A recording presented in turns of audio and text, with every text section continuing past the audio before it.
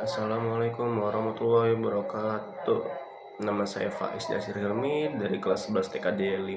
Pada saat ini saya akan mempresentasikan mengenai kabel fiber optik. Yang pertama ada pengertiannya.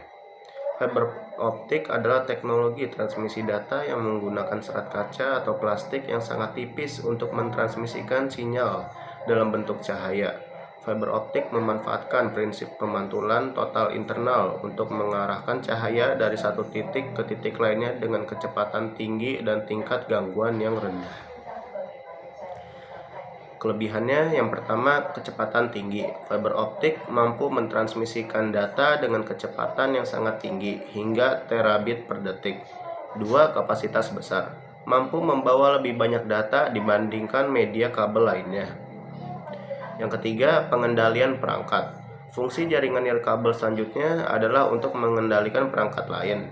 Ini termasuk rumah pintar, di mana Anda dapat mengontrol pencahayaan, pemanas, dan perangkat lain melalui jaringan wireless. Nomor 4, berbagi data.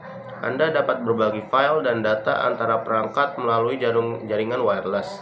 Ini membuatnya lebih mudah untuk mentransfer foto, video, dan dokumen antar perangkat. Untuk kekurangannya yang pertama ada biaya instalasi. Lebih mahal dibandingkan kabel tembaga, terutama untuk pemasangan awal. Yang kedua itu kerapuhan. Serat optik lebih rapuh dan memerlukan perlindungan ekstra. Yang ketiga, kompleksitas perbaikan. Memperbaiki kabel fiber optik membutuhkan alat dan keahlian khusus. Nomor 4 ada konektivitas. Perangkat penghubung seperti transceiver atau router fiber optik juga lebih mahal. Selanjutnya ada cara kerja. Yang pertama, sumber cahaya.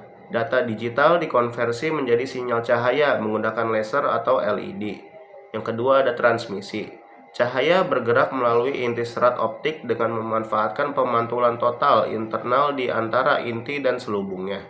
Yang ketiga ada penerimaan. Cahaya yang diterima di ujung lain serat optik diubah kembali menjadi sinyal listrik yang dapat diproses oleh perangkat. Contoh penggunaannya yang pertama untuk telekomunikasi. Digunakan dalam jaringan internet broadband seperti FTTH atau fiber to the home untuk akses internet berkecepatan tinggi. Yang kedua ada transmisi data. Backbone jaringan antar kota atau negara. Yang ketiga yaitu medis. Endoskopi dan perangkat medis lain menggunakan serat optik untuk memvisualisasikan bagian dalam tubuh manusia. Yang keempat ada industri. Sistem pengendalian otomatis yang memerlukan transmisi data bebas gangguan. Selanjutnya ada jenis-jenis kabel fiber optik. Yang pertama ada single mode fiber. Kabel serat tunggal dirancang untuk mengirimkan cahaya dalam satu mode atau arah saja. Ini biasanya digunakan untuk jarak jauh dan aplikasi high bandwidth. Yang kedua ada multi-mode fiber.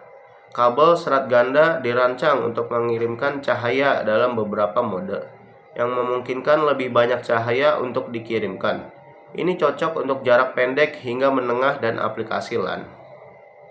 Selanjutnya ada jenis konektor. Yang pertama ada SC atau subscriber connector. Konektor SC adalah konektor serat optik yang umum digunakan dengan serat tunggal. Mereka memiliki pengunci push-pull untuk memudahkan penyambungan. Yang kedua ada LC atau lucent connector. Konektor LC juga digunakan dengan serat tunggal dan memiliki ukuran yang lebih kecil dari SC. Mereka populer dalam aplikasi yang membutuhkan konektor yang lebih kecil. Terakhir ada komponen kabel FO. Yang pertama ada bagian inti. Pada bagian ini terbisa jenis serat kaca yang sangat berpengaruh pada kualitas dari kabel fiber optik itu sendiri. Diameter inti serat optik memiliki ukuran yang berbeda, antara 2 cm hingga 50 cm. Lebih besar diameter inti serat kaca, maka akan semakin baik juga kualitas dan kemampuan kabel fiber optik. Yang kedua ada cladding.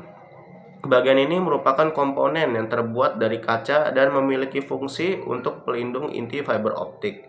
Selain untuk pelindung di inti, cladding juga berfungsi memancarkan cahaya dari luar kepada inti. Yang ketiga ada coating. Lapisan ini juga sering disebut sebagai mantel. Berbeda dengan inti dan cladding yang terbuat dari kaca, lapisan ini terbuat dari bahan plastik.